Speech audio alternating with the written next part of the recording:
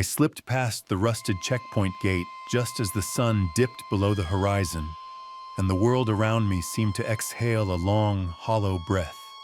The air tasted of ozone and damp earth, carrying a faint, acrid tang that pricked at my throat with every inhale. Underfoot, the cracked asphalt gave way to moss and brittle grass, each step sounding unnaturally loud, an unwanted reminder that I was alone in this silent, decaying wasteland. My flashlight beam danced over shattered glass and twisted metal, illuminating the skeletal frames of abandoned cars and the peeling paint of warning signs etched with warnings that no one seemed to heed anymore. I had come to uncover the truth behind the legend. A lone figure in a faded red protective suit, haunting these forbidden grounds like an echo of some incomprehensible tragedy. Skepticism had led me here, armed with equipment and theories, but every instinct urged me to turn back. Still, I pressed on, driven by the conviction that the world needed to know what truly lurked beyond the exclusion zone's edge. As I climbed the steps of an old administration building, the hollow thud of my boots against warped wood resounded through the corridors like a heartbeat. Slow, deliberate, impossible to ignore. A sudden draft swept through a shattered window, carrying with it a whisper of static, as though a distant radio crackled to life somewhere deep within the walls. I paused, the beam of my flashlight trembling as I caught a flash of crimson at the end of the hallway. The figure stood just beyond reach, motionless, its visor reflecting the pale glow of my light. My pulse thundered in my ears. There was no turning back now.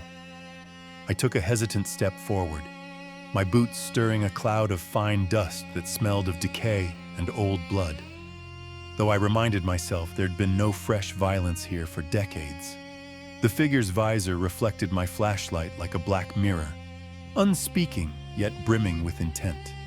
Behind me, the corridor stretched into darkness, but I couldn't tear my gaze away from that silent sentinel. A low hum vibrated through the floorboards, as if the building itself were exhaling radioactive breath. I swallowed and advanced until my shoulder brushed the rippling fabric of its suit, impossibly fresh, untouched by rust or rot. A sudden chill washed over me, so cold it felt like ice crystals forming on my skin, and I paused, breath visible in the stale air. Somewhere beyond a locked door, I heard metal scrape against concrete, slow and deliberate, like a distant warning. My hand trembled on the flashlight, making the beam waver over peeling wallpaper and the faded outline of a warning symbol. Then, just as I steadied myself, the figure took a single step toward me, its movement so fluid and human that my mind recoiled at the impossibility. My heart lodged in my throat, and I wanted to run, but curiosity rooted me in place. At that moment, a crackling voice spilled from a handheld radio lying abandoned on the floor. "You shouldn't be here. It knows." Static swirled around the words, urging me not to trust what I saw. I inhaled the scent of ozone and wet stone, and with each heartbeat, the question burned hotter. What did it know, and what would it tell me if I stayed? I crouched beside the radio, my fingers brushing its cold metal casing as the final crackle faded into an oppressive silence. A distant drip echoed through the corridor, water seeping from broken pipes, carrying the metallic tang of rust. I pressed my ear to the wall, feeling the faint vibration of something alive beyond the plaster. Gathering courage, I rose and edged past the figure, which stood motionless as if carved from shadows and red fabric. Each step felt heavier, the air thicker, charged with a static that made my hair stand on end. At the end of the hallway, a door hung ajar, its hinges groaning like a wounded beast. Beyond lay a small office, the concrete floor slick with pooled water that reflected the shattered skylight overhead. Papers littered the desk, cobalt blueprints of reactor schematics, yellowed journals scrawled in Cyrillic, and a single Polaroid pinned to the wall. My flashlight arm trembled as I approached, illuminating a high-contrast photo of a man in a red suit. His helmet visor cracked, obscuring his face. Scrawled beneath in faded ink were the words, "He stayed." A breeze rattled the broken window, sending a cascade of rainwater trickling across the desk. The notebooks beckoned. I flipped one open. The first entry was dated April 28, 1986, 24 hours after the explosion. The writer detailed strange sightings, a shape emerging from the reactor's core, its suit flickering like a dying ember, and voices on abandoned channels calling for help. The entries grew frantic. It reached for me.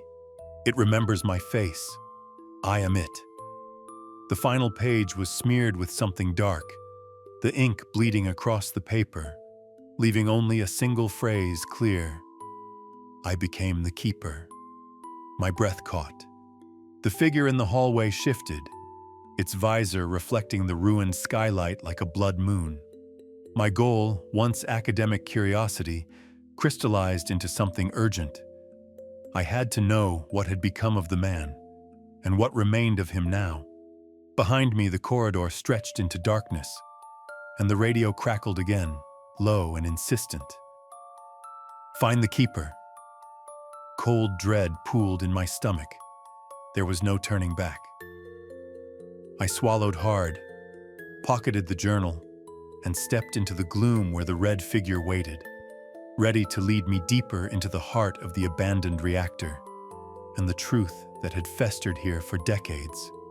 The corridor opened into a vast chamber where the air grew thick with the metallic scent of ionized particles, and the low pulse of a hidden generator echoed like a distant heartbeat. My flashlight caught the ridged contours of an enormous metal door, half buried in debris, its warning placard long since obliterated by time.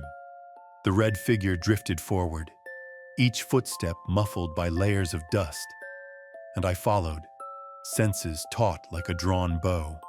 Every inhale tasted of damp concrete and something faintly sweet, decay fermented by radiation. Above us, a mesh of steel grating rattled softly, as though something or someone watched from the shadows. I shivered, feeling a pressure behind my eyes, as if unseen eyes burned through me. The radio crackled. "He remembers you." I spun, but the voice faded into static.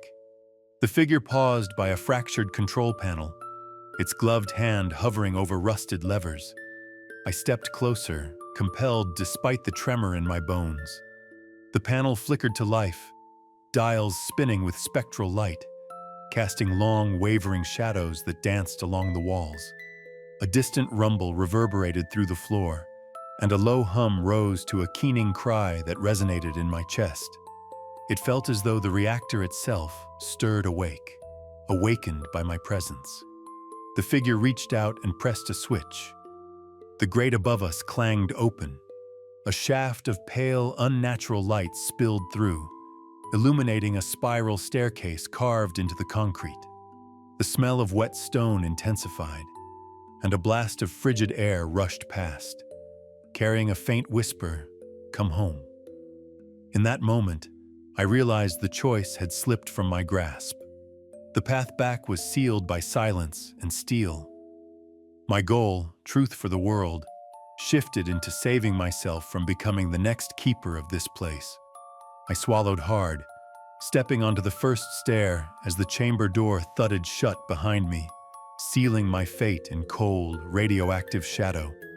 My boots echoed hollowly on the spiral steps as we descended deeper, each creak of concrete like a warning bell in the stale, heavy air. The red figure moved ahead without hesitation, and I followed, muscles coiled, senses acute. With every step, the temperature fell, an unnatural chill that seeped through my jacket and settled under my skin. I tasted iron on my tongue, as though the walls themselves were bleeding. Somewhere above, a faint emergency siren groaned to life, distant and distorted, reminding me that the world above still throbbed with fear. At the bottom of the stairs, we emerged into a vast sub-level cavern, lit by flickering emergency lights that cast quivering halos on vaulting ceilings. The smell of ozone grew sharper, mingled with the sour tang of rot and the acrid bite of fissured concrete. Pools of water lay like black mirrors on the floor, rippling as something moved beneath. The figure paused beside a collapsed section of piping, where rusted tools lay half buried in sludge. I bent to inspect them. A Geiger counter, its needle leaping erratically, and a tape recorder with a single, unspooled ribbon trailing toward the darkness. My pulse quickened. I pressed play. The ribbon crackled, and a man's voice, ravaged by static and time, whispered, "I'm still here." The words stretched out, dragging on like a death sentence. The voice broke, replaced by a low hum that resonated through the walls. I shivered as the red figure turned its helmet toward me, visor reflecting the wavering light in two unreadable pinpricks. I wanted to ask who it was, what it remembered, but no sound left my lips. A sudden rumble shook the cavern, and dust rained from the ceiling. The emergency lights sputtered, plunging us into near darkness, save for my flashlight's weak glow. In that moment, I felt the weight of every secret this place held. The lives erased, the memories trapped in fading journals, and the solitary figure destined to bear witness. My goal, once the simple pursuit of proof, curdled into something more urgent. Escape or risk being trapped here forever. I felt a hand on my shoulder, impossibly gentle against the stiff fabric of my jacket. It guided me toward an archway framed by twisted rebar and scorched concrete. Beyond lay a faint, pulsing glow. The reactor's core chamber. My breaths came rapid, visible in the gloom, and frost began to bloom on the edges of metal grates. The low hum swelled into a lament, as though the heart of the reactor mourned its own destruction. Every instinct screamed to flee, but I stepped forward, drawn by a compulsion that felt older than fear. The figure led me to the edge of a sunken platform overlooking a yawning pit of fractured fuel rods, their ghostly glow seeping through cracks in the floor. I leaned closer, the glow painting my face a sickly green, and realized with a jolt that the voice on the tape recorder had shifted to my own. I became the keeper. My breath caught as the temperature plummeted, and I understood the true point of no return. The keeper was not a man in red, but the role I had unwittingly assumed by trespassing on memories too potent to be contained. The reactor's glow pulsed in time with my heartbeat, and the cavern's lament swelled into a crescendo that resonated through my chest. I stood on the brink of truths that could never be unwritten, and the path back had collapsed behind me into dust and silence. The pulsing glow of the shattered fuel rods cast long, wavering shadows that danced across my face, and in that mercurial light I saw him, my own reflection, warped and distant, behind the cracked visor of the red suit. My breath caught in my throat as the echo of my recorded voice swelled in my ears. I became the keeper. Every step I had taken, every secret I had unearthed, had led me to this singular truth. The figure in red was not a ghost of the past, but a fractured fragment of myself, trapped in this place when memory fractured under the weight of unbearable knowledge. A sudden gust of icy air rattled the girders overhead, carrying the scent of ozone so sharp it burned my nostrils. The reactor's hum deepened into a mournful chant that resonated through my bones. I realized that I had crossed the point of no return the moment I set foot beyond the exclusion zone, not simply as an observer, but as a participant in the tragedy. The identity I clung to, the rational explanations and clinical distance, dissolved like ash in my clenched fist. I felt the pull of those trapped souls, their memories bleeding into mine, demanding to be remembered, preserved, and mourned. My hand hovered over the control lever beside me. The mechanism groaned beneath my touch, as though welcoming me home. Tears, salty and hot despite the cold, traced rivulets down my cheeks as I acknowledged the profound cost of knowledge, the surrender of the self. In that final moment, I let go. I pulled the lever. The chamber sank into darkness, and the reactor's lament softened into a whisper that carried my name. When the light returned, I stood alone in the void, the red suit draped over my shoulders like a shroud.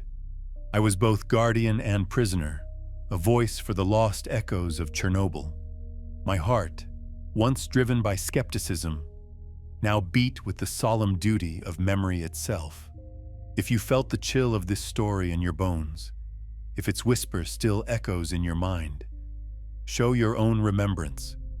Press like and subscribe to Whisper Tales, and join me as we keep the silent vigil for stories that refuse to be forgotten.